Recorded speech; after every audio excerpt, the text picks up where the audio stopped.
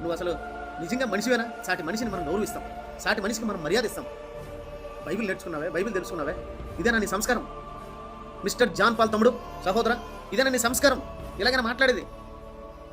ఇదేనా నీ గౌరవప్రదమైన భాష? చాలా తప్పు చేస్తున్నావు నువ్వు. చీడ పీడ పీడి సుందరరావు చెబితే అదే వేదవాక్యం అంటే వెళ్ళకు. అబద్ధాలు చెప్పడంలో నువ్వు నీ పక్కన ఒకడు తమ్ముడు కూర్చొని నవ్వుకుంటున్నాడు వ్యంగ్యంగా. తమ్ముడు ఇదేనా నువ్వు నేర్చుకునేది బైబిల్లో? అతను చెప్తా అంటే నువ్వు వ్యంగ్యంగా నేర్చుకోవడం నీ ప్రశ్న చాలా తప్పు తమ్ముడు. అబద్ధాలు చెప్తున్నారు మీరు, అబద్ధాలు చెప్తున్నారు.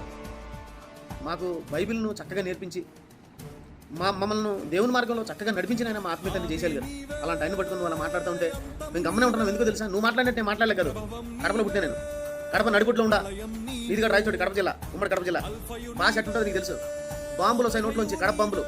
అట్ట మాట్లాడగలను జాన్ పాల్. నువ్వు అసలు నిద్రపోలే వాళ్ళ మాట్లాడగలను నేను. కానీ మాకు సంస్కారం నేర్పించినాడు, మాకు మర్యాద నేర్పించాడు. మా ఆత్మీయతని చేసేయాలి కదా. మా అన్న ప్రసన్న వేదవాక్క, వాళ్ళ మాటలు మాకు వేదవాక్క. యేసు ప్రభుని కనపరిచినాడు, యేసు ప్రభు మార్గాన్ని మాకు చూపించారు. ఆయన చెబితే అదే బైబిలా? వాళ్ళు మాకు యేసు ప్రభులా? ఎప్పుడు చెప్పాను నీకు? అబద్ధాలు చెప్పడానికి సిగ్గులేదా నీకు? అబద్ధాలు చెప్పి బతుకుతావు ఎట్టను? నీ మోసము, నీ టక్కర్తనం దేవుడు చూస్తున్నాడు, జాగ్రత్త. మీ మనుషులంటే అమాయకులు కాబట్టి నువ్వేం చెప్తే నమ్ముతారు. దేవుడు అనేది ఒకటి చూస్తున్నాడు, జాగ్రత్త. నువ్వు బ్రతకాలని కోరుకుంటున్నాను, నువ్వు నరక